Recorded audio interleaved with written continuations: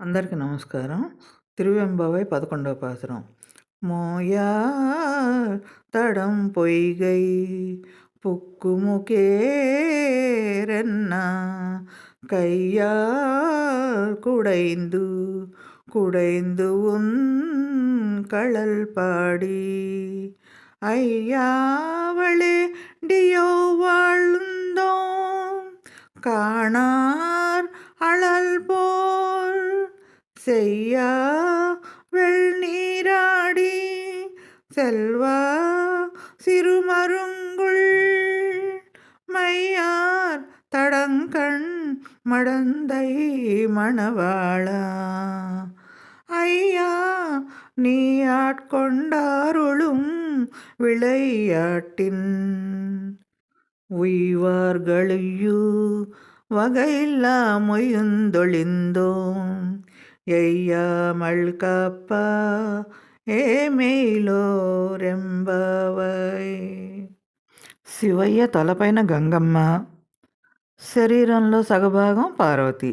ఇక ఆయన యొక్క రంగేమిటో, రూపమేమిటో, స్వభావం ఏమిటో పూర్తిగా అంతుచిక్కనిది. ఆయనకొక రూపం లేదు, కానీ భక్తుల కోసం అనేక అవతారాలను, అనేక రూపాలను ధరించే అద్భుతమైన గంగాధరుడు శివుడు. జటలో గంగ, శరీరంలో సగభాగం పార్వతి. ఆయన యొక్క అసాధారణ శక్తిని, మన కోసం వివిధ లీలలను చూపటాన్ని కీర్తిస్తూ ఆయన పాదాలకు నమస్కరిస్తున్నారు ఆ కన్యలు. ఓ శివయ్య, మేమంతా గుంపుగా చేరి విశాలమైన తటాకంలో దిగి గలగలా అని శబ్దం వచ్చేట్టుగా చేతులతో నీటిని కదిలిస్తూ మునిగి స్నానం చేస్తూ నీ పాదాలను కీర్తిస్తున్నాం. తండ్రి, తరతరాలుగా నీ సేవకులుగా జీవిస్తున్నాం. చూడు, నిండుగా మండుతున్న అగ్నిశిఖ వంటి ఎర్రని రూపం గలవాడా, తెల్లని విభూతిని ధరించినవాడవు, మహిమాన్వితుడవు, సన్నటి నడుము, కాటుగా నిండిన విశాలమైన కళ్ళు గల ఉమాదేవికి నాయక, అందమైన వాడా, జీవులను ఆదరించి అనుగ్రహించే నీ ఆట వల్ల విముక్తి పొందినవారు ఉన్నారు.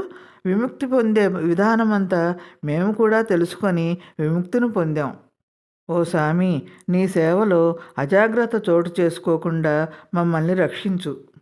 శివుడు భయాలను, దుఃఖాలను, కర్మబంధాలను తొలగించే దయామూర్తి.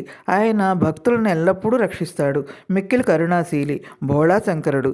ఆయనకు నమస్కరించే వారి కష్టాలు తక్షణమే తొలుగుతాయి.